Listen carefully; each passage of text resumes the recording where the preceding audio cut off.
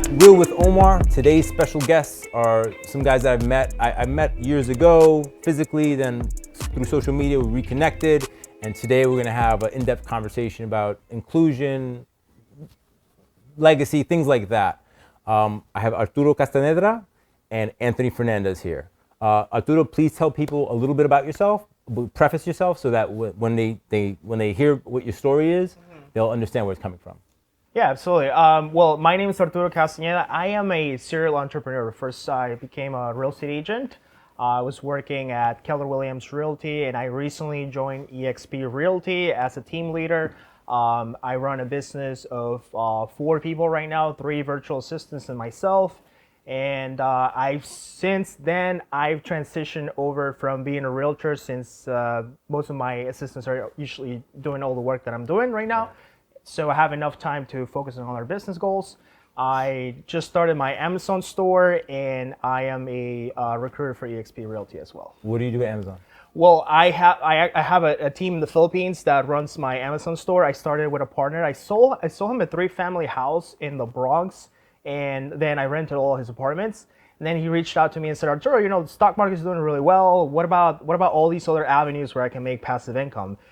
The reason why he said that is because he already owns 10, 15 multifamilies, so he was kind of tired of that. He says that said, so he wants to explore other avenues. And me being this techie guy who's always looking into YouTube videos and social media and Reddit, I looked up Amazon and Walmart, and I was like, hey, this might be a good play because it's making about 10, 15% return on investment. And so we split the capital investment in half, and we talked to this guy who's running a team over in the Philippines. He's doing all the work, and we pay him $25,000. He takes 30% cut, and then we basically, just get money back on the profits. So Amazon store is basically you have certain products that are listed on Amazon, and then people just whenever they buy, they're buying from you without knowing it's you. Yeah, not to get too deep into the store, but basically drop shipping. It's like drop shipping, but it's more like you have a product, right? So you have a team of experts, researchers. They pick out the products that are winners, that are making the most margin at the moment, and then they use your capital investment to purchase all these products, and then they sell them at a margin through Amazon. So let's say you go to Alibaba, for example, right? You go to Alibaba, you buy a product there, and then you store it into a physical location in the United States. And then when someone goes to Amazon or Walmart and they say, oh, I want to buy this, wolf mug or, Barbie doll that has pink hair, then they go ahead and buy that product. It sells for $25. You bought it in China for $3. And you make the margin, the difference out of that. So, and it's all automated, so you don't have to actually spend time in the business. And that's been my goal has been to start a business, teach other people how to run my business, and then move on to the next business. Okay, so you have how long you been in real estate? 3 years. All right, so 3 years you've been in real estate, and then you set it up now that you have virtual assistants that handle the day-to-day. Yeah, so $10 million in volume last year, and this year probably $15 or $20 million in volume. And it's all being done by virtual assistants, just getting listings and buyers and contract, and moving on to the next deal. Then I started my Amazon store, and now I'm running a coaching business where I'm teaching realtors how to generate leads online through social media and then build their brand as well. Nice. All right. Well diversified. All right. And next up we have Anthony Fernandez. Yep. So, wow, where to start? We have all day. We've been talking for about 2 hours prior to starting the tape, so we still have a lot of topics to cover. Well, I mean, listen. I mean, life to me is just an ever-evolving thing, right? So I don't think it ever ends. I don't think there's ever going to be like one point where you reach the top and you're done. I started real estate 15 years ago. 16 actually. This month. Wow. This month, I think. Yeah, my license renews this month. Yeah, exactly. So 15 years, 16 this one, right? Thanks for the birthday. It's my sweet 16. I've had a great time. I got to tell you, I came from many different backgrounds. So I started working when I was 10 years old. I've worked in retail. I've worked in fashion. I've worked in media. I have so many different things that I was able to bring towards real estate. And I think that's what really kind of real estate's all about, right? Everything happens in real estate. Like right now, we're in your studio, which you either pay rent or mortgage for. So at the end of the day, everything's happening in some sort of real estate, and it's just a storytelling. Right. So essentially what has happened is I started from my mother, having started in '92, started getting into the family business, working it out, and always been an operator, you know, and I always felt like at the end of the day, it's just the human element that makes things work. So bricks are bricks, and the train's there, and the park's there, but at the end of the day, it's not a cool or up-and-coming neighborhood until people start making it that way and take pride for their places. So I feel like that's a really big deal. Right in the midst of things, you know, I don't like to talk too much about sales or volumes and stuff like that, because I feel like that just comes naturally when your intention is there, you know, from the get-go.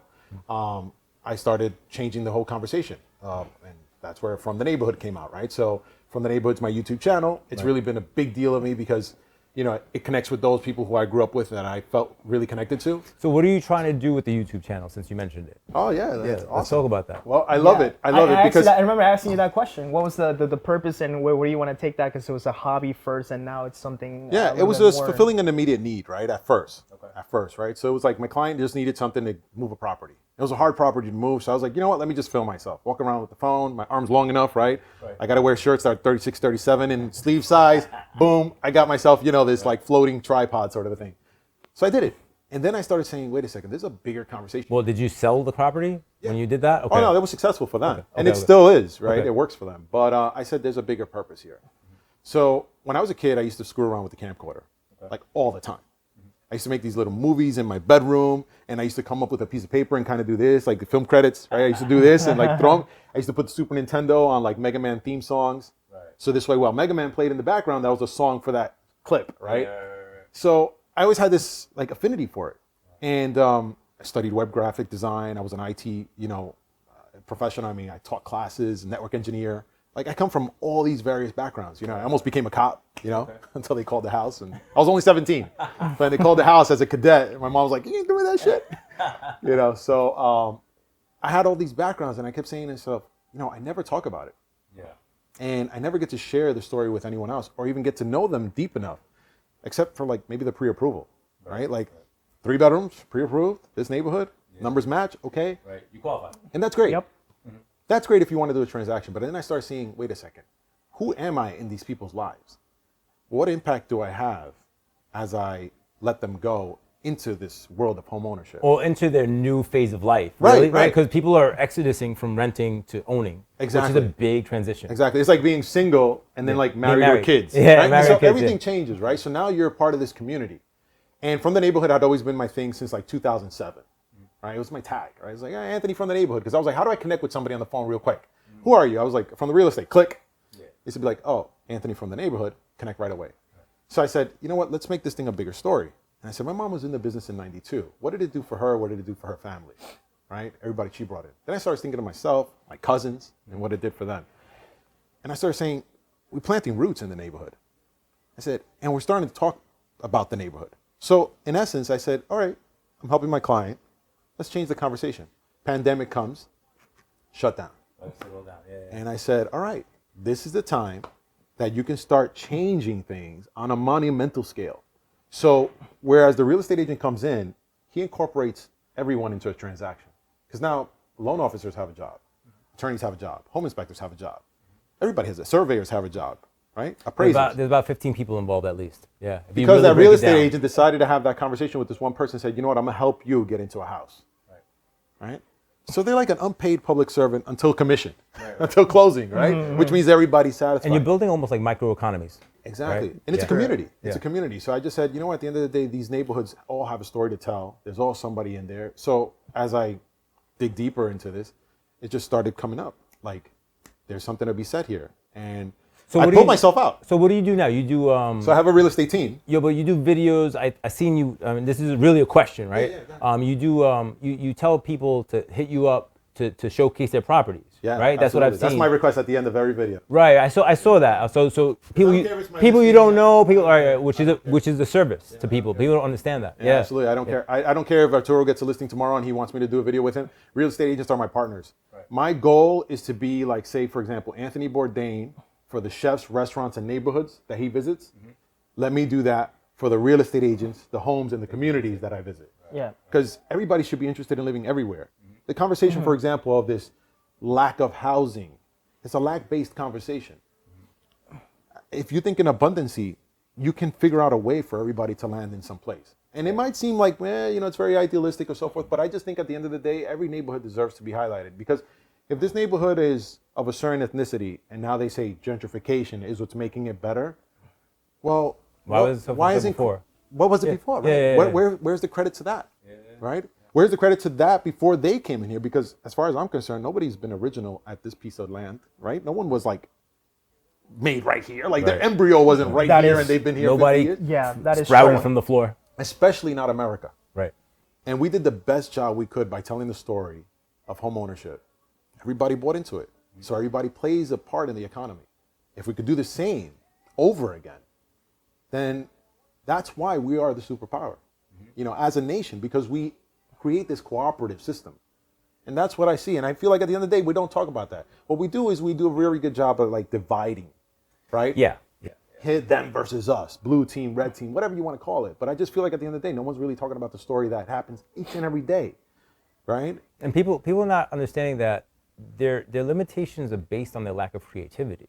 So like what I find myself as just wearing the loan originator hat right now is sometimes they just need coaching. Like they like especially people from certain countries, they don't believe in the banking system, right? So they have like an obscene amount of money in the house. They gotta understand. Listen, man, it's not source funds. You gotta do this. Wallpaper you gotta do that. in the house. Right? You know what I'm saying? Like those are conversations you have to have, and after they trust you, then they'll listen to you. If they don't trust you, they're gonna yes you to death and keep walking. But I've had, and so usually some of those type of clients will take me a 4 to 5 month, because for 2 months they're just seasoning. I was like, well, you have this money. We're gonna go state it. We're gonna go non-QM. We're gonna non-verify your income. But you have to have the asset. I know it's in your bedroom, but we need to have it in the bank. Yeah. And after they understand like the concept, then they open up to it. I agree with you 100%. And one of the things is like, for example, when I became Narab Queen's vice president, certain parts of your life will give you this kind of like pain or suffering, right? Because you're suffering through it. Growing pains? But Yeah. it's good, right? It's that good thing. And you start realizing that, wait a second, there's more to this than what I'm doing right now. So, because I was, an operator, right? Just like you said, the guys with the mattress money and all that, I was doing that, right? I was working. 10 years old, I started, right? It's 29 years ago. I'm gonna date myself right now. All right, man. You're 39. 39, that's right. So, at the end of the day, I said to myself, you know what? What if you take this up a different notch? Because there's a bunch of people wearing the same shoes. What if you change this? So that's where From the Neighborhood came. I still operate a real estate team. Actually, I held a little bit of a democracy sort of meeting, right? And I said, do you guys want From the Neighborhood to be a part of Pro Homeworks, which is my real estate team? Okay. And we represent REOs. We go through the thick of it, right? So I've always understood distressed property since like 2007, and I started in 2005. Okay. Right? Because something didn't make sense to me. So I got into it. And anyway, the team came to a consensus. It was like, yeah, you can promote our stuff. I'm like, you guys are okay with it? You guys are going to be on the videos, sign releases, So you're separating In the Neighborhood to be your From sole the thing. Neighborhood is a whole nother Your world. sole thing, right? And then you have ProWorks? Pro Homeworks. Pro Homeworks, which is your real estate team. Yeah. Okay. So we understood. work with, GSEs and lenders and so forth. And we also do retail business as well. I mean, to the point we also handle rentals, because I don't like to deny a person who's put their trust in me. But long story short, From the Neighborhood is the bigger conversation. Especially with real estate agents, with loan Well, it seems to be officers, like getting more of a everything cultural movement than a for profit. You know what I'm saying? Yeah, if I Like can it's more of a mindset reestablishment than anything Absolutely. else. from If what I housing can be understand. as sexy as food, then why not? I mean, we're like living in it all day. So, Yeah. I think that some people, their lack of knowledge concerning the topic kind of turns them off to it. Like, I mean, and we'll go back to like the past generations. They're like, no, habla de eso. And like, yo, listen, we have to talk It's like about somebody who sells life insurance. Okay. Right? Like or estate planning. Like everybody's taboo, right? the Latinos especially. They're like, when I die, they can Life figure insurance, that shit out. Exactly. I think you were talking to an estate attorney who said exactly the same things. Like, oh no, let her handle it when I'm long gone. They'll handle it. But I've seen, as a realtor, I've seen so many cases of fights, probates, and the sister and la abuela and the tia, they're all fighting over the house and who's gonna get a piece of it, and it's a mess. And it's a mess when it comes down to that. But when you're talking about neighborhoods, you're right, because there are a lot of neighborhoods here in the Bronx and in Queens and Brooklyn that are they're represented by people like you. Like you want to go out there, you want to talk about this neighborhood before it becomes that popular neighborhood, before Yeah. the Starbucks comes in, before the restaurants start coming in. So I'm still it's operating definitely at like something half that, a level from where I Well, want to be. So yeah. it's like, it has an infinite place to grow. And what I like to say to what you were saying as well is that I'm a victim to it, right? Like I fall into that same thing sometimes where I'm just like, whatever it be, it may work or it be even a video I want to shoot. Sometimes you fall into this like limited mindset. But if God made us in his own image and likeness, right, then we do have that power to create. And quite frankly, a realization to me is every time I watch National Geographic, I'm like, I don't have those horns. I don't have those teeth. I can't swim that fast. Put me in a jungle, I'm dead, right? So much for being top of the food chain. But one thing we can do as human beings is create and communicate constantly. And if we don't do that right, then we don't exist as a species. That's our one superpower. We can like teach, say what you know to your kids and make that next generation better. That's all we got to do with what we create. And if it's a thing like housing, which we absolutely need, right? It's food, water, shelter. Then let's get the story straight. So that's why realtors are my partners. I don't expect anything from them other than authenticity.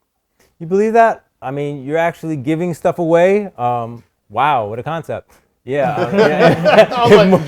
If more people thought like that, maybe we'd have a different whole industry right now. Right. Yeah, to the camera. But I'm gonna touch on National Geographic real quick. So National Geographic, the lion's not the biggest animal. The lion's not the fastest animal, but the lion's the king of the jungle. Why? Because of his mindset.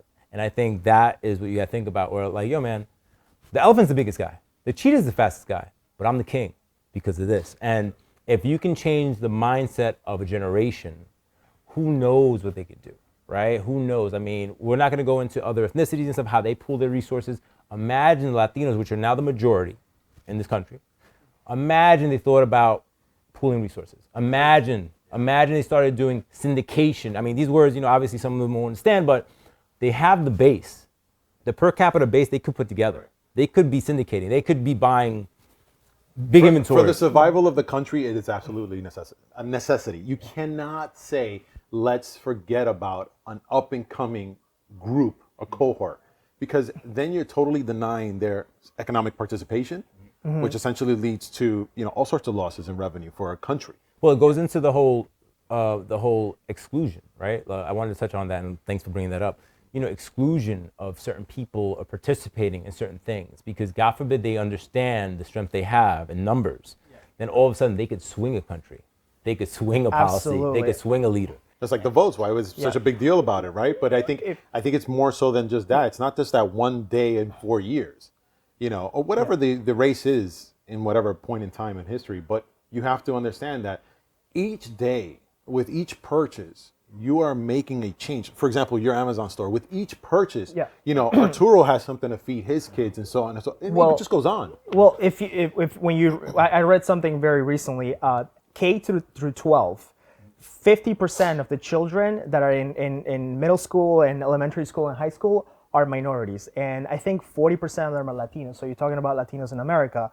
A lot of it starts with education. We really, a lot of our parents and our grandparents, they just don't want to know anything about money. They don't want to talk about wealth. Right. They don't want to talk about educating themselves, starting businesses. Now, we're not talking about history and math. We're talking about financial literacy is what you're talking about. Yeah, financial literacy. Clear. I'm talking about financial education, business education, creating businesses. And this goes back to something that my parents told me when I was 19 and I was 20 years old, and I just didn't know what to do when I was in college, and they told me, just go become a lawyer, a doctor, or a teacher, or a nurse, or something. Safe occupation. Yeah, go to a safe occupation. Look for the benefits. Look for what they're gonna give you: healthcare and retirement and your 401k and all this and that. But if immigrants are supposed to be the drivers of the economy, right? We're supposed to be the ones that are starting businesses. We're hiring that first employee. We're opening up the grocery store. We're opening up a loan officer store. We're realtors or whatever we're doing, or an Amazon store. But when you look at it that way, a lot of your parents and your grandparents, they're saying, just don't do that. Don't do that. Don't waste your time. When I told my dad I was going to become a realtor, he's like, wait, what does that mean? Like, are you going to pay commission? Commission? Queso. What about salary? What about paycheck? He was like, no me gusta. No. Go do something else. But I was like, Dad, you can make a lot of money, this and that. He's like, no. What if you don't sell anything? He was like, literally, like, what if you don't sell anything? I'm like, well, then I'm terrible at my job. Like, I literally have to sell something if I want to make money. I want to say that goes back to self-limiting beliefs, but also it tells the story of where they came from, right? Correct. Like they didn't know they if they didn't were know. eating tomorrow. So God damn it, get me a salary with a pension, so I know at least I know what I'm working with. And I think that became the big unknown. When my mother came from Puerto Rico in '74, she knew English, she knew anything, she took any job she could, and I think living that life, because most of the people that just came over the boat, they take whatever, right? Whatever I can get, I'm taking it. Absolutely. So they just don't want you to do that struggle. But the one thing I explained to my mother when I got into this game, I was like, Ma, pero los números. I was like, the numbers are a lot bigger. It's not $600 a week, it's 600,000 a week. Like, I kind of try to bring that into it, even though it's the she limitless, still couldn't understand it. Yeah, it's the limitless opportunity that you can have. Right. But people in our generation, not our generation, but before that, they just don't see the opportunity where you can literally grow a business and make a lot of money. As a realtor, you can sell one house and you can make the salary of one person's, who worked for a full year. Yeah. And they just don't really understand that part. I think we had the micro boom before the meltdown in '08, right? Where everybody was a realtor, everybody was a loan officer, everybody was making $1 million, whatever. And then it fell apart. And then what you have to understand is that there was before that, and maybe even after that, so I got into the business in '08 when it fucked up, when it fell apart. That's when I got in. I was recruited to get in by the president of a bank. You got in at a better time. In hindsight, everybody looked at me like I was crazy. And I was like, well, I'm thinking, look, if I can master this now, when everything's on fire, then when it all clears up, because it has to. It's the economy. It's exactly what I thought. I'm gonna be King Kufi. So that was my thinking. But before that, there was I will say there was a little bit of exclusion. People were not really talking about the business. Like the right ethnicities already knew about the business, if you know what I'm saying. But they weren't really telling you numbers. Like there's going back to financial literacy, is that they weren't even letting people know about the income that could be produced. And for some reason, you just thought only that guy could do that. I got into banking because my cousin worked at a bank. I had a liquor store at the time, and my cousin just talked me up. Yo, you gotta see my cousin. Oh my, I can help you. The president of the bank is listening to this little Ecuadorian kid. He's like, you gotta see my cousin Omar in the Bronx. And finally, this guy got so piqued in interest, he came down in his BMW on a Sunday, and he came to meet me. He's like, I heard so much about you. I want to buy properties in the Bronx. Can you help me? And that's how I learned about the business. And then I helped them secure some properties. I got paid, and the numbers I was getting paid were ridiculous compared to what I was making at the store. And then he calls me into his bank. He's like, look, what do you make at the store right now? And I told him, 120, 130. He was like, you can make 5 times that here. He was like, but you have to come here. You have to learn this shit. He's like, that part-time shit ain't gonna work. So I ended up hiring employees to work in my store, right? To go educate Move myself on to the next business. to understand that, right? To understand that. But to that end quote, I did a 3-month span, October, November, December, and I did 70,000 in 3 months, right? Not knowing shit, just cold calling people and kind of being good at connecting with people, and somehow I talked to people and they knew somebody I knew, and it just right. So we're on the phone. So at the end of the year, I look at my numbers. I made 120 at the store for a full year, which I made nothing because I paid all my employees. And I made 70 in 3 months. I did the math real fast. I was like, I'm out. That was it. But I had to prove it to myself. I wasn't believing somebody telling me, yo, you could do this. Because, you have to believe when you see it. Inclusion is so important. I mean, listen, we won a war based on inclusion, right? When we had I forgot what it was, Native American tribe, right? Start speaking their language, right? Because I think the Japanese were spying on us or something like that. I'm not sure. It was a Navajo translation. A lot of the top secrets in the for United States, like nuclear codes and a lot of the spy secrets were in Navajo. I learned them from. That's why you gotta have inclusion, because otherwise you don't know what somebody else can bring as far as value. Because see, for example, let's say whatever company you were working for, right? You tapped into, say, the Latino market. Let's just say, or say just this neighborhood because you grew up here. They didn't have access to that at that level, if it wasn't for you. Right. Now all of these people that you ended up helping out, and it just goes on and on. It's just like I just feel like at the end of the day, you have the opportunity to create something. If you just got to give yourself the chance. You just have to be open to it. There's always a market for someone whatever it is whatever ethnicity you're in. There's always a market that's going to come to you naturally, is going to be drawn towards you. But it's almost like you're getting paid a lot of money, but you're doing a public service. Well, it's like literally doing a public service. What is the for business people that you're actually in? Yeah. Right. So for example, you go, what do you do for a living? I'm a real estate agent. Yeah, but that's not sexy.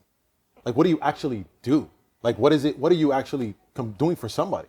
Once you start saying, well, you know, I review people's dreams and abilities, and then I match them up to what, and now you're like, okay, now this is mechanical. But then when you start getting into the point where it's like anybody on the street would understand what you're doing, now it's sexy. Because now people are like, hold on, I want to get there. To talk to you, right? To work with you. Yeah, I and help, it's the same thing you because help you're not people find the perfect home Yeah. for the right neighborhood they want to be in. And I personally, I have been an operator for a very long time. And it wasn't until like certain events that you go through in life, especially in my case, becoming a father as well, I started saying to myself, how do I go ahead and set myself up to be in more places that, you know, with less time, because you have less time. Right. And in your case, the liquor store, right? You're like, okay, I'm here, how many hours, and so on and so forth.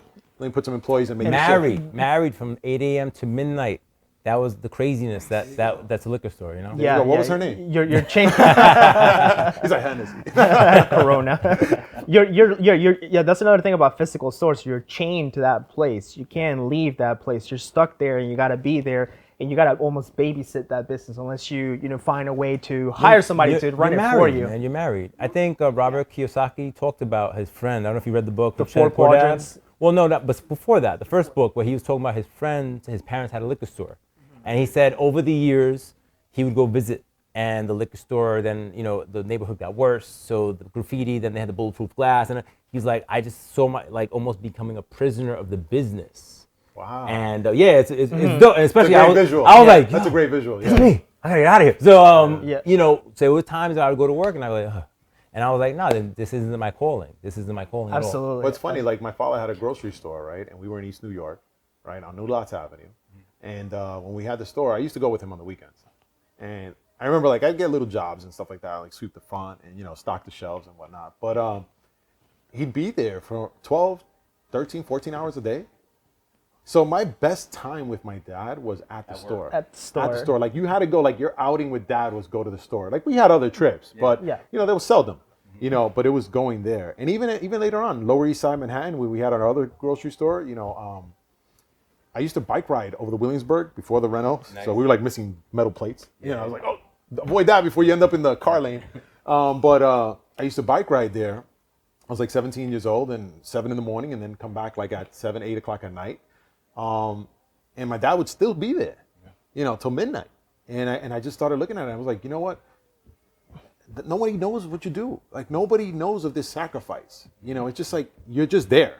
And like you said, you're married to it. So it's... And the crazy part is you get tough. acclimated to it. Like, when I was doing it, like, I got into the game. Lose yourself. You don't even know who you are. I was in the you game can at spend 25. 12, 14 hours a day At 25 years old, you got all the absolutely. energy in the world. But I was like, yo, am I doing this at 50? I was like, hell no. I was like, nah, man, I'm not going to be doing this at 50, dealing with these people, these vagrants. Sorry. It's kind of interesting because you get an affinity with the people, right? So, for example, my dad was known as Flaco, Pancho. That's what they call him, right? Every time we walk into the store. And he had this affinity with him. And then I can't tell you the amount of receipts that were at the register. It was like receipt. You know what these receipts were? Credit lines. Credit lines? Fiao, right? Oh, yeah. Este me paga el viernes, este me paga tal día. Like, it was just credit lines. But this was the neighborhood credit. Which, going back to the conversation about people not knowing about credit and commission or income being and all able stuff, to get a credit card, Yeah. you know, it's a minority. your best leverage was the bodega owner, you know. And I credit the bodega owners for doing what they're doing because they're taking a risk. They don't know what's going to happen. Especially back in those days, you didn't know if your guy was going to be arrested or dead and ever come back to pay that tab. Yep. You know, but when you're settling out like past blue ribbon and old English, you know, that's you're like, all right, $2 here, whatever. But eventually, you're like $24. You're a couple cases in. You know, Yo, your book could be worth a couple $1,000. Exactly, on IOUs, right? So, like, Absolutely. you know, but you start saying to yourself at that point, you start saying, well, I got to be there for these people. My dad used to go, and he knew he wasn't going to make any money, but he was like, I got to open up for these people because there's some people that are not going to have something to eat because I didn't open up. Right. You know, because we were like in the midst of a bunch of abandoned buildings. We got bought out through eminent domain. Okay. Did they give you a decent number or no? Nah. Okay. My dad was tired of supposed to give you fair value. community board hearings and stuff like that, so Yeah. we got bought out. But that's how we ended up in the Lower East Side. Okay. You know, but thank God, like, we owned something. Right? My aunt used to live on the floor upstairs, and then with that, you know, they split ways, and she was able to put down payment on a house. She was our tenant. Okay. But, like, you know, those are the sort of things that you just don't see when you're the operator, right? Because my dad, say, for example, he could have been like, you know what?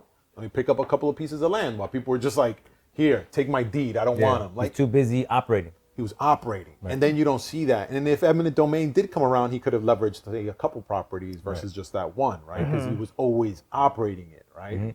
So it's things you grow through in life, and I think joining organizations, having conversations like this, then you start seeing yourself in other people's world. I think one of the reasons I started having this this program was kind of to shed different perspectives on, like, we all have very similar stories, but in different paths. So I think it's important that people that look like us hear us in the narrative of talking as professionals rather than another narrative that can be painted through somewhere else. I'll just keep it very vague and leave it like that. So I'm controlling the narrative, and I think what you're doing with your show also is pretty powerful, because seldom people, they don't understand, like, I mean, how many times do you hear, oh, I thought they only did this, I thought you guys only did that. I don't know if you ever heard that in your life. Yeah. I thought you guys only did what they got. Box. And I was like, what? I don't fit in boxes. That's what I tell people. But that's the tough part. The tough part is that you're raising your consciousness. You almost gotta break through, like, the mindset that someone has of the picture, the stereotype that someone has of you. And, you know, when they're thinking, okay, oh, this guy, you know, it's an implicit bias. They're thinking, okay, well, this guy shouldn't he be working at that supermarket instead of being a real estate agent or a loan officer? That's so based on the images they see. You see it, and the political narrative that you see a lot in currently. But now, when you're as someone like myself, for example, like, I feel like I have to work twice as hard just to build credibility about myself. I'm talking to someone, a buyer, a seller. I'm talking to I'm talking to John Q, whatever, and he's like, well, are you, or, you know, I'm looking for a realtor up in Westchester, and I'm looking for a realtor up in Rockland County. I don't know about a realtor over here in the Bronx. And it's sort of like a slight way of saying, you know, I'm looking for more like a white real estate agent to sell my house, because I just feel like is that what that? Do you know Ryan Serhan? Can you get me to that guy? Can you refer me over to him, please? I can just, you know, you like get to it talk on to both him. sides, and I think honestly, I always feel bad for that person. You know, the person that is exposing themselves at that level is always the one that's hurting. So I had it come to me from the black community. I was too white, not black enough. You know, I had seen it where I had a landlord and a tenant, and the landlord straight up on the tenant's face, and I was like, listen, you signed this release right now. I am not part of this right here.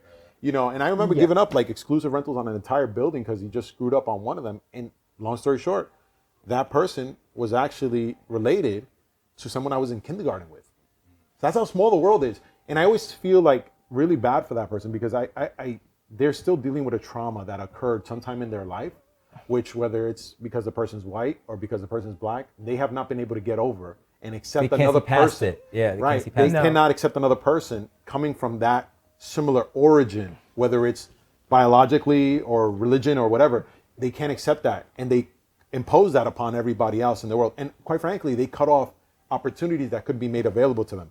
You're always going to have differences with everybody. If you didn't have differences, then it's just so boring. Yeah, the world will be full of rainbows. Exactly, and it'd be boring. We'd kill ourselves from boredom. But if we don't accept this as like a possibility that things could go wrong, right, and it has nothing to do with the person, then we're always going to be dividing. Yeah. You know, and it's never going to create what we would want to create. No matter what policy the government puts in, what law, if they downgrade or upgrade misdemeanors and felonies, it doesn't matter. It won't change anything until it happens at home, right? Because if we had every household become a fatherless household, trust me, there's going to be breakdowns in that community. Right. Broken windows theory. You know, you start talking about, you know, as soon as you see something, a trash on the floor, what's around you, broken windows, windows, feed into it. And I think personally that's not something that, you know, for example, we're in this field, right? You know, your mortgages, we're real estate. Let's just take real estate. You know, you have to take it upon yourself as it's not just like how cool my business card look. You have to take it upon yourself as like being a steward for someone else. Yeah. You got to go ahead and, you know, basically be that first step to be stepped on for the next generation and move forward. Because that's why your parents don't want to see you working based on commission, right? They don't want to see that because they were that step. But you're like, hold on a second. This is step 2. This is step 3. And that's it. Absolutely. It's never done in one generation. Yeah, I think the base of it, you know, wherever we start. And if you keep pushing forward in your professional life, you start leveling up, right? Like you'll go up these stairs, then you'll hit a plateau, then you go up a little more stairs. So in the beginning of, like I tell my kids, in the beginning of whatever career you choose, understand that you should just take whatever jobs you're getting to see who you want to become, because they don't define you. They're just, you are you. These jobs are just vehicles. And as you build yourself, you get more sense of self, then you'll start kind of gravitating to what your strengths are. Then once you know who you kind of know who you are, then you start really building yourself into the power that you become. So like where I'm at now, I'm at a point in my career where I'll tell a client, look, man, you're bugging. Like, no, what you're looking at is fake, and I cannot help you. I'm sorry. If you want to talk real estate, we could talk real estate. If you want to talk fantasy land, go online or something, or talk to somebody else. But it took 15 years of going through the dirt and explaining to clients and trying, and sometimes clients walk away from you, and sometimes clients say, they don't believe you. But you get forged through your mistakes. You get forged through your pain. Embrace failure. Yeah, that's what I try to tell the next generation, because I believe the next generation is not set up to deal with failure or to deal with disappointment as well as we have, because we started participation with, trophies. We started with disappointment. That was the base. No. Right. I want no. Exactly. No. Everything was no. I was like, fuck. So how do I get yes? And with them, everything is of course. And when they hear no, they're gonna be like, oh my God, you don't love me. You said no. I was like, my man. They said no all the time when I was a kid, and now I get a yes once in a while. And I almost like to fail. Like I don't know, but it scares me, and sometimes it holds me back. And that's where you got to say no. Well, you don't know what it is until you try, right? But I almost want to fail. Like you want to get there to the point where you messed up. I always tell people, oh God, I hope I'm wrong, and I hate when I'm right. About certain things in life you just don't want to be right about. You just want to be wrong. And when you make it and you get it done and it works, you're like, why did this work? It's so a blessing. Like you're just like, wait a second. Where was the challenge? Because in your life you were told no. Yeah, absolutely. And that's the thing. And I think that actually you feel like the journey is just what's really worth going through. So you're going through, you're failing and you're testing. I personally like to test my limits. I like to think about, okay, so how great can I make this happen, right? How amazing can I make this opportunity go? And if I reach a limit and I fail, and for example, like last year I started a team and it was a tremendous failure. Why? It was my first time. If you don't mind me asking. Oh, well, first of all, I picked the wrong people. I mean, I'm not. They're great. Yeah, they're great. No, don't come after me. You guys are great, but I feel like you pick. I picked the wrong fucking people. No, you guys are great. You guys are great, by the way. No, it's like Kevin O'Leary. I don't know if you know him from Shark Tank. Said something like when you fire somebody, you have to do it personally, and you have to do it in a way where you're actually helping them find something else that they're better at doing. So let's say you talk to someone, you say, hey, listen, I hear the same complaints about you all the time. You're not doing things that are right. I think I don't think this is the right job for you. So what I'm going to do is I'm going to let the free market decide where you should go. I'm going to let the free market decide. So you're fired. Listen, you're fired. Go find something else that you're better at. So I did that because when I was 21, I graduated college. I'm just picturing somebody looking for the free market office. Listen, where do I go? Where's the free market? I'll give you a reference. Let me tell you something. I graduated college. freemarket.com? I did my degree in chemistry, bachelor's of arts in chemistry. I went to work for an engineering company in Rockland County. Pfizer, right? Pfizer. Oh, yeah, one of the subsidiaries of Pfizer. You put a post on that. One of the subsidiaries of Pfizer, not actual Pfizer. So just nobody looks me up. The name of the company is called Anelotech. That's what they're supposed to. They're cracking hydrocarbons and turning into plastic or something like that. I can't remember. It's like 10 years ago. So I worked for them. And I remember being miserable, and I noticed that my coworkers knew that I was miserable. All I'm doing is the same routine task. I'm burning this plastic, and I'm finding out what the composition is. But you were getting a salary. I was getting benefits. A salary. I was getting 50. So 40, your parents were good. My parents were like, "Oh my God, stay there. You made it." 45. Mi hijo el ingeniero. So it's $45,000 a year starting salary, 401k, stock option, health insurance. I was like, that was I made me working for the military at that time. I made it. I was like, I made it. Parents were loving it. So I bought a brand new Mazda 6. My second month, that was my biggest mistake. It totally ruined my credit. And then 3 weeks later, my boss, the CEO of the company, called me in. He's like, listen, you're just not fit in. You just don't fit into the company.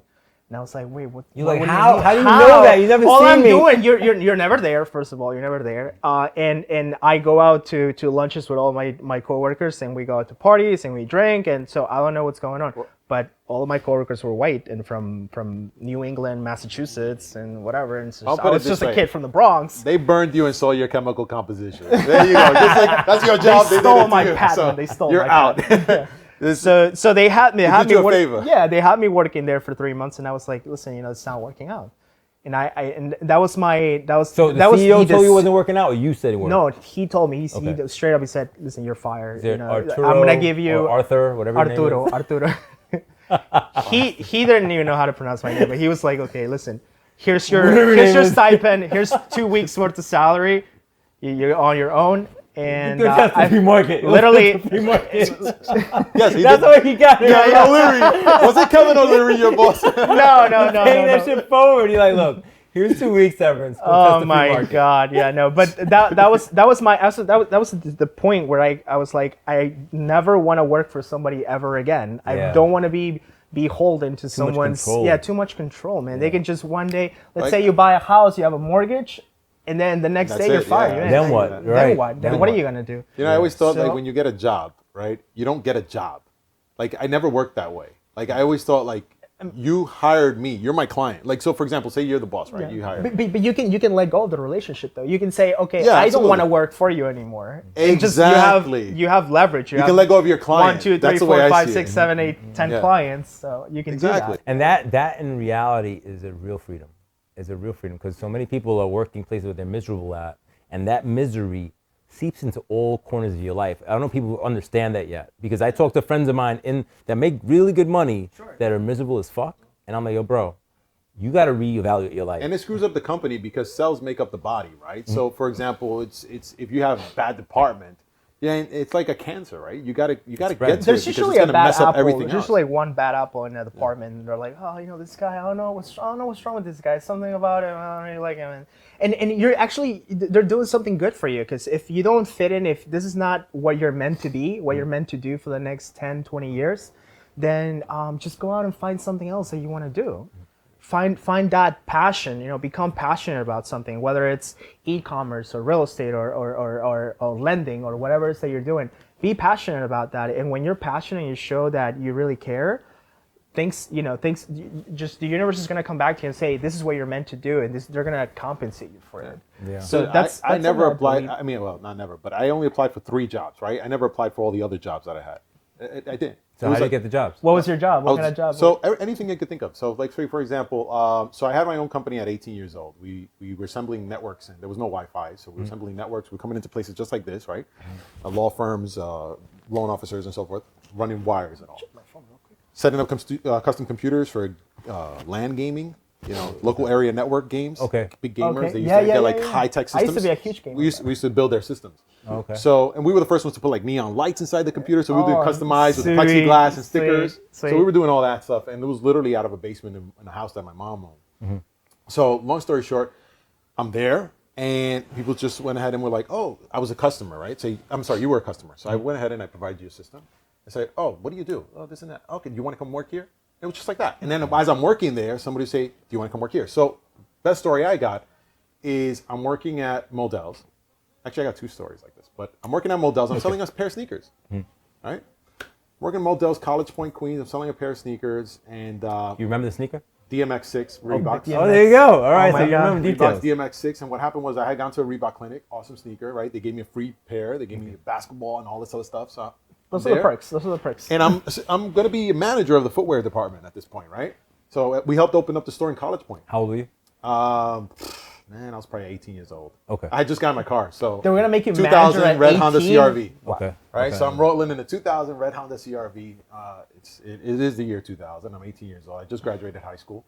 Killing it. And yeah, so they're seeing me. Hot shot. We're Living setting up life. the whole store, right? So I'm there from inception, and as I'm selling the sneaker to people, just regular people, some guy comes up to me. Actually, his wife first says to me, Hey, yo, you got a size 9? yeah, well, you got this, and I go, why do you want to buy this sneaker? And I just start interviewing her. Right. oh, my husband, this and that, the other. I go, oh, okay, well, does he like to do this? Does he like to, because I just came out of the clinic. You're looking for necessity. So right? now, So now I'm trying to treat this thing like I'm his orthopedic doctor, right? I'm over here like Dr. Schultz. Does he shift to the left? Yeah. I was like, so then I go, listen, try this sneaker out. I go, listen, we have a great return policy, blah, blah, blah. She leaves, comes back with her husband. Is like, wow, sneakers the best, blah, blah, blah. Right? I'm like, okay, great. They were going to buy like an Asus or a Nike, something. So it was one of the two brands. So I'm standing there. I'm like, oh, I'm happy, you know, blah, blah. You know, Congratulations. She goes, do you want to come work for PC Richard? I go, what? She goes, you get the same pay plus commission. Right. I was like, same pay plus commission. She worked I at was PC like, Richard? where? Yeah, she was the That is head good. Oh, hey, honcho. of like human resources. She's like, no one's ever worked with my husband this way. I wouldn't be surprised if she was actually I went to Ozone Park. headhunting. So, and I go to Ozone Park, PC Richard, the original store. So I end up there. And just to make another story on it, I'm at CompUSA. I'm a computer instructor, right? How'd you get there? So because I owned the business and I used to buy from them, they were suppliers. So they were, I would always buy monitors and stuff. They're like, you keep coming in here buying stuff. I was like, listen, I build equipment, I build this and this, that. They're like, we have a department downstairs, we teach. So they would send me out to the Department of Immigration Services. I'll do classes there for like 50 some odd people. So I'd do corporate education training. So one person comes, sometimes people would come to us, right? Because they didn't buy out the whole package for the entire organization.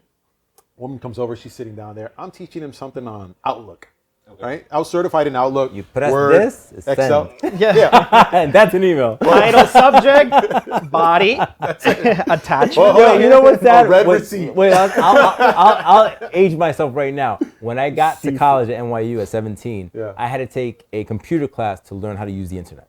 Because that's when it first came That's out when there. it, right. When it my first came God. out, they're like, Oh this my is God. the internet. We're like, wow. No, and it was a big deal. So Was we it an had AOL three-part 6.0 class or something like Yo, that? man, it was Oh MS my DOS. God. I'll go that far. MS-DOS, yes. MS-DOS. That Windows was, 3.1. That's Oh my before God. you probably Windows born. 3.1, Thank remember you. that? Yeah. Yeah, yeah. Well, so this lady's sitting there, and I'm teaching her, right? And she comes over to me and says, do you want to work for the military? I go, what? She goes, how much you get when paid did here? this happen? Just like that. Now I'm like 20, I'm like probably 20, 21, right? And I'm sitting there and she's like, do you want to come work for the military? I was like, what? She was like, well, you don't have to enlist. You'll just be a contractor. There's this company that provides services to the U.S. Army Reserve. Okay. So I'm Okay. sitting there, I'm like, sure, let's talk about it. She's like, here's my card. She's a GS6, right? And she's a government employee. Right. So I'm looking at it, I'm like, holy shit, wow, this is so cool. So I'm like just teaching classes, right? But I always looked at it like, listen, I'm not just here to work and punch in and punch out. Like, you're delivering a service. This company hired me because I got the skills they need. Right. So like, this is my whatever ink, Yeah. right? Working for you. So You're that's like, the way I treated I'm a it. spy. Go ahead. So when I looked at it, I was like, oh my God, wow, listen, I just got a chance to level up. Yeah. And long story short, Uncle Sam you know, wants she me. asked me how much I'm making. I'm making like $25 an hour, right? And I'm like 20 years old. So this is way back. It's big money. You know, That's Yeah. good. big that's money, good. right? Yeah, No, that's yeah, big money Full back then. benefits and all stuff. 25 and So then I end up and I land at this company, right? It was cyber, and they worked for the U.S. Army Reserve, and I was in charge of me and two other guys, and then there was a boss. But we were in charge of keeping up networks for the U.S. Army Reserve, New York, New Jersey, and a little piece of Pennsylvania, just like one station in Pennsylvania. Right. And it was like unbelievable. And then from there, it's just like one thing after another. And then real estate was like the ultimate recruitment because my mother was like, ven acá, ayúdame. Yeah. Yo necesito esto, yo necesito el otro. And then it was just Vete, like, she call you in. She call you in. well, that was like since I was like, 18 Vete, years vete con old. la renta ahí. Yeah, before I had a O sea, no me quiere con mustache. el teléfono. Yeah. Yeah, it was just with my Nokia. I was like, you don't want to pay? Here, talk to this person. But life is like that. And I just think that at the end of the day, you just got to keep adding value to your work. And at one point, either work is going to take one direction and you're going to take another. And if you don't just constantly evolve, you're gonna disappear. Right. And it's that. And then to me, it's like the footprints you leave behind are those that your children are gonna follow. Right. Your legacy. Exactly. Legacy, right? And which is what we're all doing here. So like, for example, everything going on video right now. Well, I'm building my legacy right now. It's a footprint. Right. It's a footprint. Everything going on video right now is a footprint. And another thing with video, and Arturo, you can benefit from this too, is that remember this shit is forever. So once this goes on the internet, even if I try to take this shit down, there's a way to get it. But it's yeah. inclusionary. Oh, right? it'll it be- includes everybody. Yeah, Because yeah. they And- wouldn't be in this room. Right. And it will be transmitted everywhere. I mean, it'll be on Instagram and YouTube and Pinterest and whatever Think other about channel. how crazy that is, where you can put something onto a cloud and it can go all over the world. All over the world. The clouds do go all over the world. No, but you know, clouds are all over, by the way. Electronic. But you know what I'm saying? Like people in India. I get hit up on Instagram from people in India. I get this weird people. No offense, people. But you know, just I get weird I get requests. the same weird messages. Weird requests. I'm like, what the? Yeah. I'm like, yeah, but it's weird who you're touching. You don't know, metaphorically. I had to clear up a lot of my conversation right now. Yeah. Metaphorically. You know, so that's the crazy part. The crazy part is in 20 years, people can look back and see how we looking really good, like really young. And, you know, in 20 years, it might not look this good. So I got to make sure I keep that shit on camera. You know, posterity. Yeah. And you know what? It also is, in including people, you also have to include them in your fallacies, right? Mm-hmm. So you can't wait to publish, for example, say this video when it's perfect. Mm-hmm. Let it be published as best you can make it right then and there, so that you can, and others can see your growth. Right, and if there's a screw up, there's a screw up, and you know what? You at least were brave enough to be vulnerable to do it, and that's all we got to do. It's like, I think that sometimes we go for the perfection, and we're like, no, we're not. I'm not that good. I'm not that good, and then you don't make it happen. Don't let perfections hinder progress. Is the or stop you from actually starting anything. You know, a lot of people are in this analysis paralysis situation where they're always trying to perfect something they want to do, whether it's business, health, or fitness, whatever they want to do. Gary Vee says it best. You're not a perfectionist. You're just scared. It really is just that. Just absolutely. Fucking go. Absolutely. Gary Vee's magic. Yeah. He's thinking big picture on everything. Yeah. Absolutely. Yeah. And I think that's just having sort of a credit to creativity. Right. Take credit to creativity because you're solutions toward a person, not just like looking at the problem, right, and saying, we have a problem. Woe is me, what's going to happen now? Yeah. Like, how can I find a way to make this work? Like, for example, we want to fix the housing issue. There should be a real estate agent on every single board and council there is for every community. Right. There has to be a real estate agent. But that has to come from within, because most of the real estate agents are worried about their commission, and they don't have time for that. They don't have time to help somebody else.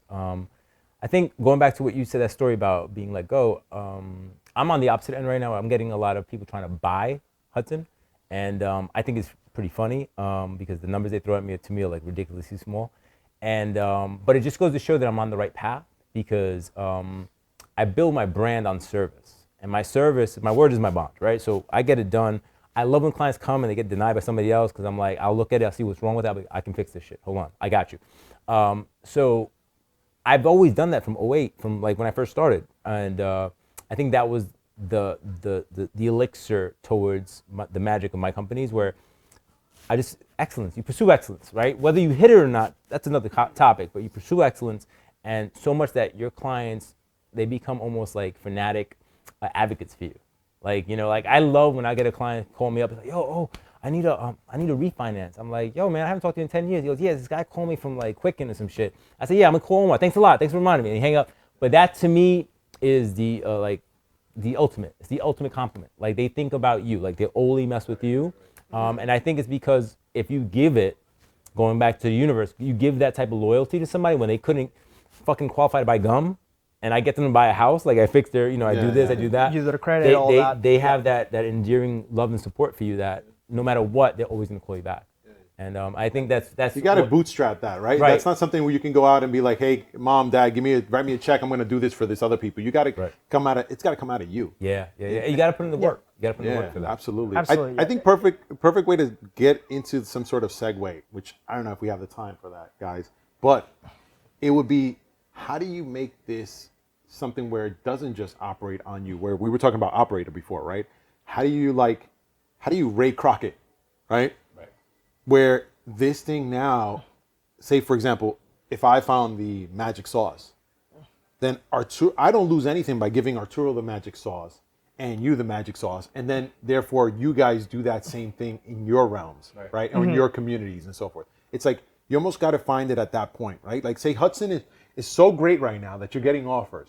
Well, how do you get Hudson to the point where Hudson doesn't have to be Lewis?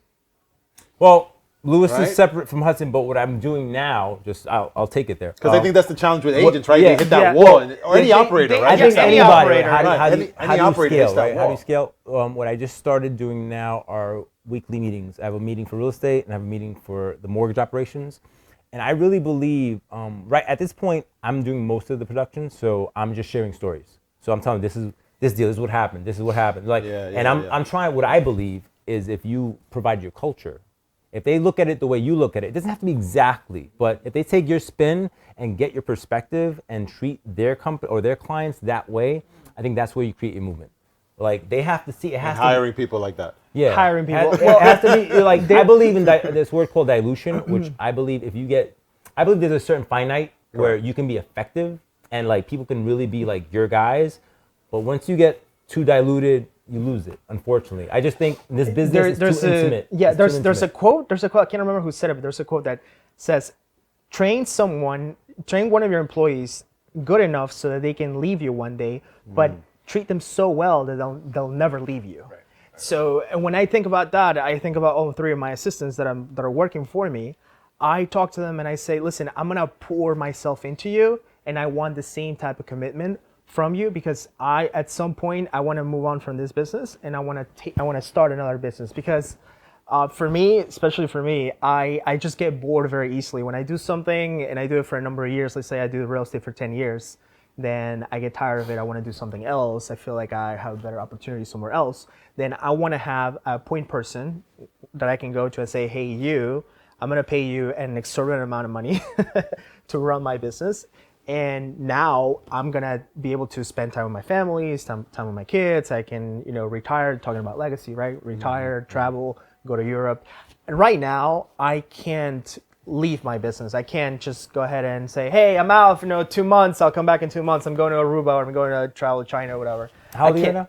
32. Okay. 32. Sorry. So I can't do that right now, but I want to get to that point where I can actually do that. And when you're talking about something like Hudson, HGRN, you can actually think about an investor buying an equity stake in your company, and maybe instead of buying you out, just buy a piece of it, or let's say 49% minority holder, and have someone who's experienced run it for you, so that you can focus on other things. You can maybe expand or explore or scale your podcast. Kind of like a doctor's practice. Yeah, A doctor's going to lot. have a peak with patient count, and then at one point he gets a younger doctor. Yeah. Right, and they get in, and then he starts phasing out, and the younger doctor takes over. Absolutely. So it's kind of like that. I mean, Yeah. there's 100 ways to go about it. I just feel like once you have a certain impact, and then to me it just comes down to the neighborhood. Once you have a certain impact in a neighborhood, you want that sort of integrity to still be there. One, for the industry. So there's that kind of respect for, say, a realtor or a loan officer or whatever the profession is. There's that kind of respect and that camaraderie amongst, right? But then two, it's like the community itself. If you deliver such a service on a one-on-one and you're able to replicate that, then Lewis can go to China for 2 months and it's still going to happen. And that person's not going to lose that opportunity in that neighborhood The funny to buy thing, or whatever. The funny thing is that like you'll have different clients, right? And certain clients, and I'll be like, I'll tier it, right? I'll be like, well, you're gonna work with this guy. This is what they're gonna be. Well, I want to work with you. Well, if you want to work with me, it's gonna cost this much. And they're like, yeah, I'll pay. So I'm like, all right. Well, because it's worth my time. They're now. really they want to work with you. I have clients that are like that. I'm like, okay, listen, just call my assistant. Like, no. They call my hired you, assistant. Arturo. No, they call my assistant and say, have Arturo call me. Yeah. And I'm like, oh man, I can't take time. I can't Arturo, I gotta go send a spend pay time. stub. Yeah. Is it okay? I think the trick here is like, how do you create that same feeling, right? Like, for example, Michael Jordan hasn't played a game. I love Michael Jordan. He hasn't played a game, but yet you still get the sensation when you wear his sneakers, Yeah, the GOAT. right? You still get that sensation, and you think you can jump higher, You think you jump, you can dunk. right? Yeah, exactly. You think you can Until you dunk, try to, 3 and you inches, can't. right? Or at least look cool in a pose. But the Yeah. point is, like, you get that feeling, and he hasn't played a game in years professionally, right? So how do you get that when you're in a business that also offers a service? Because Michael Jordan didn't sell a product; he sells a product now. That was an after effect of the performance and the service on the court. So we're on the court. Yep. Now, how do you deliver when you're not on the court? And that's the thing where we say the doctor and the phasing in regards to business. Also, where do you put yourself somewhere else in another realm? And say, for example, let's say you get into government or some other field, but that still has the impact to the community. It just, you never fade. Your days Right. are not, You don't your days are disappear- counted by one person, right? Sure. By one God. But what I'm trying to say is that you never fade out in what you can contribute. You just got to find a way to contribute it in a way, not to scale like where you just Ray Crockett and the McDonald's burger tastes the same, but it's the experience, right? Because otherwise, Mickey Mouse is just another rat. Right. But the Walt Disney experience New York is a wrap. But the Disney experience doesn't change throughout, Yeah. and that's the magnet that we're all after. Right. And that when we include people, that's essentially the magnet that might be this big, and you get a circle of this much. But now your magnet grows, and you got people from India. You said, right? Yeah. So now your magnet's bigger, and this is like now you start. They seeing want to yourself. jump on Instagram Live. I'm like, I don't even know you, bro. What do we do? right. What do we do now? talking about? I get calls like that. I get That's calls the like that. magic Yeah, what are of we the whole talking thing. about, That's bro? hilarious. No, I want you to talk to my followers. I'm like, about what, man? I have nothing. Mumbai, I have no idea what we're talking about right there. I don't know the economics. Yeah, but somehow your seeds landed over there. Yeah, Something somehow. just Yeah. popped in their head. Yeah, that's some awesome. wild stuff. That's what's up. That's cool. And that's just one of the things that kind of like opened up my consciousness more to what I'm doing in terms yeah. of like to the how relevancy. far you can reach, right? And How going far you back can to the actually word reach. impact, how much you're Yeah. impacting. But you got to be Abs- careful. It's absolutely. not wide, right? It's depth. Right. You don't want to just go wide and be like, I reached from this corner of the globe to this corner of the globe. You want to get deeper. So, like, for example, we're sitting here, I don't know how long, but at this point, we've been here for a reasonable amount of time. Yeah, I think an hour. And I think the depth of conversation from who I knew Lewis was before the interview to who I know Lewis is now is very different. Right. You know what I mean? It's Well, like- that's the whole. Yeah, this is that's the the new. whole point. This is the new You're hangout. right about boys. that. This is the new hangout. Podcasting. Yeah, and yeah, video yeah. and blogging. And I think it's this type of setting, this type of scenery where we're at right now is what lets you go deep. You know, you can explore deep into a lot of different topics. You're not just like an Instagram post, 30-second video, you're just talking sound bites here and there. You're really going deep, and you're talking about expanding. and you're talking about a bunch of different things. Yeah, it's not the metrics of how many likes you got. It's Yeah. at the end of the day, it's how much of an impact did it actually have. Yeah, if I only convince one person to start a business or become an entrepreneur, I think I made my mark in you this, imagine in this if you world. can measure that? Like, imagine if Yeah. you like made one person a homeowner, I'm sure and the someone- 300 people they knew somehow, some way started going in that direction in Yeah. whatever cities they lived in, because you never even know who they were. Right. Like, that's huge. Absolutely, Yeah. absolutely. It's funny how a piece of content that you put out touches different people differently. Like this morning, somebody reached out to me about. We know of each other, kind of. We follow each other. Never spoke to the guy. I spoke to him once, maybe 4 years ago. Yeah. He's like, "Yo, man, that's what I'm dealing with too, bro." So I was like, yeah, because we're all, believe it That's or so not, crazy. in the professions that we're in, we all have similar challenges. Yeah, it's true. And because I vocalize them sometimes and just give like my 2 cents, and because other guys are just kind of like in the background, just kind of stressing, you know. And I'm like, Oh, yeah. you can't just stress. Yeah. You got to kind of figure it out. You can, sometimes vocalizing it. Reach out to someone. Right. Yeah. Sometimes putting it out there helps to clarify it just for you. So just hearing the words in the air Yeah. sometimes will clarify it for And yourself. you forget that you have value to give. Because I would always say this to people I know. Like, they were like, oh, I don't know what to do. I go, listen, let me explain something to you. If you were mute, deaf, blind, and paralyzed, you have a purpose, and you are actually helping other people in this world. I'm stuck to a chair. I can't talk. I'm blind. What do you mean? I go, well, there's foundations built to try to figure out the cure to whatever disease has caused that to you. There's people and engineers who are building that wheelchair so you can get around. There's people who have paratransit companies to help you get around. There's Meals on Wheels and all sorts of stuff like that are getting you food. to help you. There's the home attendant who's in the house. All this policies being written. There's the whole ADA exists because of you. You are making a change in this world. But until you have a purpose. until you see that, and that's the hardest part, because we could be totally physically able to do whatever, but until you recognize that, and you get out of being the operator, and then you realize that, wait a second, if that's who I am, including others, I don't care, color, sex, religion, whatever, including others, then you start really tapping into what is that human power. Right. Absolutely. And that's where things change. 'Cause it doesn't matter what you're selling. You can sell as lemonades. It's based on your perspective and also your consciousness. Being aware. Correct. Being aware. That's the biggest thing. Because sometimes you're walking through things. I mean, I know I've done things when I was young, and I didn't think anything. I just did them because I was young, and they, whatever, they dared me.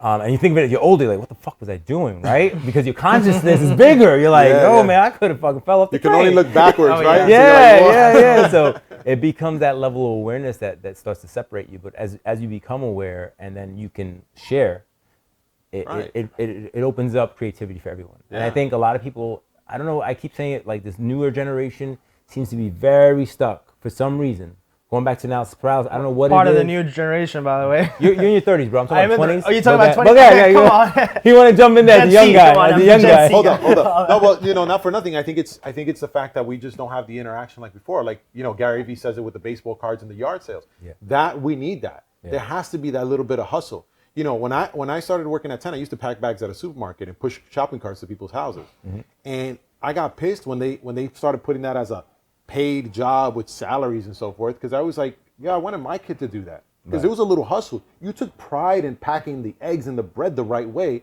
and getting that dollar tip in my little matchbox that I would cut out and write tips on. Right. I took pride in seeing that dollar hit there. Because you earned it. Because I delivered a service. You made something happen. But you also build this relationship, and believe it or not, people used to come to the supermarket and be like, no, I want him to pack it. Right. And you used to be like, what? And the world goes full circle in that way. And if you don't give your kids that opportunity to get exposed, like we were saying before, the generation, the participation trophy, and all this other stuff, and the rejection, And being disappointed. you gotta go through it.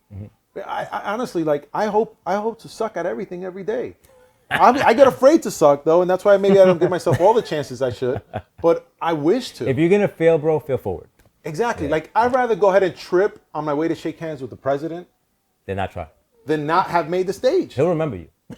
Bingo. But that dude? That's Yeah. what I'm saying. Like, how many people that would guy. otherwise have that chance? Yeah, And that's what you want. Yeah. And that's what you want. And so if we're, we are doing what we're doing, and if we're doing it at this level, then, Louis, I gotta thank you, bro, for the Yo. opportunity to Yeah. trip Yo, on listen, your hopefully mic. this will be Actually, the first of many, man. Yeah, absolutely. definitely. I really want to thank you for the opportunity to have us here and No, talk to you. absolutely. And thanks for you know, coming. I yeah, of appreciate course. that. He actually made it happen, right? He connected us. Yeah, He was like, Arturo. Arturo, thank you, Arturo. Yeah, He's up to Arturo. Because He Arturo, went on the free market. He was proactive. He went to the free market, see what he did best. And he was like, yo, Louis, I want to do this. And Anthony, and I was like, let's do it, man. Let's do it. That's how Yeah. quickly it could. Yeah, it was a it conversation. literally happened like two weeks ago. We talked I and was we're like, humbled. I was like, listen, this guy, where'd he come from? I really like his videos and I like the way he talks. So let's all get together and see if we can make something happen. With that being So- said, if they have to reach out to Nice. you, Arturo Castaneda, where can they reach out to you? Oh, they can go to my website, arturocastaneda.com, or they can also go to my Instagram, Arturo Realtor NY, and reach out to me there. Any phone number or no? No phone numbers. phone numbers, No yeah. phone numbers. No. And just- Anthony, where can they reach you if they need to speak to you about the neighborhood? Well, if it's about real estate, you can go to prohomeworks.com. But honestly, if it's about from the neighborhood, which is what I really want to hear, reach out to me. Real estate agents, you're more than welcome, and homeowners as well. Free videos, right? Free videos. Free video. Free videos. Yeah, Yep. absolutely. At this point, I just got to hunt for some sponsors. I'll be honest with you. That's what the bottom line is. But the agents, as community creators, are always invited, and I look forward to jumping on. And if it's not just here in New York, I'm saying like coast to coast. We're looking forward to take this out there at that level and bring forward what is to be known about every single neighborhood. All right, guys, that's a wrap. Thanks for being here. I appreciate it. Thank you. Thank you.